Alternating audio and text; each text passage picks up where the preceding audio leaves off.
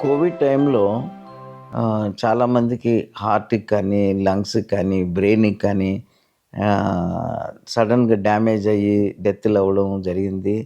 కొంతమంది సిక్ అయ్యి ventilator మీదకెళ్ళి recover అయినవి జరిగినాయి. దాని కారణాలు అందరికీ తెలిసినవే. అవేంటంటే మజిల్స్ మీద, హార్ట్ మజిల్ మీద వైరస్ రకరకాలుగా డైరెక్ట్ అటాక్ చేయడం గానీ, ఒక ఇన్‌ఫ్లమేటరీ అని ఉంటాయి కొన్ని టాక్సిన్స్ అవి రిలీజ్ చేయడం గానీ, కొన్నిసార్లు ఆటోమియన్ ప్రాసెస్ అంటాం మా టెర్మినాలజీలో.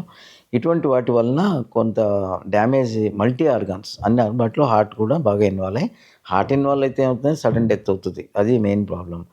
సో, అది హార్ట్ అటాక్ రూపంలో కావచ్చు, ఎరిథీమియా అంటే ఇర్రెగ్యులర్ హార్ట్ బీటింగ్ అయ్యి సడెన్ డెత్ అవ్వచ్చు. అట్లా జరిగినాయి. ఆ టైంలో మనకి వ్యాక్సిన్స్ అవి వచ్చినాయి. ఫార్చునేట్‌లీ మనం ఇండియాలో మంచి వ్యాక్సిన్స్ ప్రొడ్యూస్ చేసి, అవి మిగతా కంట్రీస్ కూడా ఇచ్చి మన Indian government we are very proud many lives saved because of the vaccines.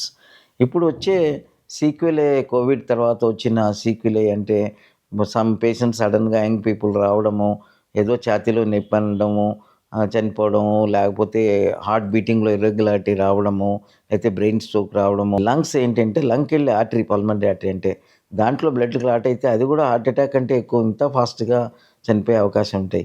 ఇవి జరగడం చూసాము. ఇవేంటంటే ఇప్పుడు అర్థం చేసుకోవాల్సింది ఆల్ దీస్ పేషెంట్స్‌కి కోమార్బిడ్ కండిషన్స్ ఉన్నాయి.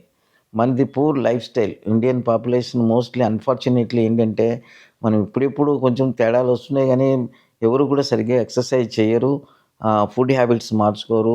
అంతా కూడా సాచురేటెడ్ ఫుడ్స్ తినడము, ప్రొసెస్డ్ ఫుడ్స్ తినడము, ఫాస్ట్ ఫుడ్స్ తినడము చిన్న పిల్లల నుంచి. దీనివల్ల ఒబేసిటీ ఎక్కువైపోయి వేస్ట్ రేషియో మెయింటైన్ చేయకపోవడము, ఇవన్నీ జరుగుతున్నాయి.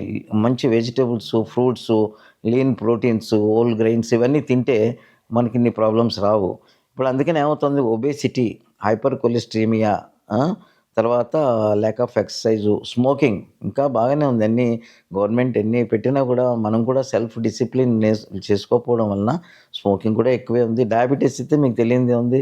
వరల్డ్ క్యాపిటల్ అని అందరం చెప్తున్నాము. ఇన్సులిన్ రెసిస్టెన్స్ వలన ఇవన్నీ జరుగుతున్నాయి. మనకి ఇన్సులిన్ ఎంత ఉన్నా దానికి బాడీలో పని చేయట్లేదు. ఇంకా ఇంకా రిక్వైర్మెంట్ పెరిగిపోతున్నాయి. ఇవన్నీ కూడా అప్పుడు ఉన్నాయి కోవిడ్ టైంలో, ఇప్పుడు ఉన్నాయి. అందుకని ఇది కోవిడ్ ఒక సీక్వెల్ వలన కానీ, లేకపోతే మన యొక్క కోమార్బిడ్ కండిషన్స్, మన లైఫ్ స్టైల్ మార్చుకోకపోవడం వల్ల కానీ జరిగే ఈవెంట్స్ కింద నేను భావిస్తున్నాను. వ్యాక్సిన్స్ మనకి బాగా ప్రొటెక్ట్ చేసాయి.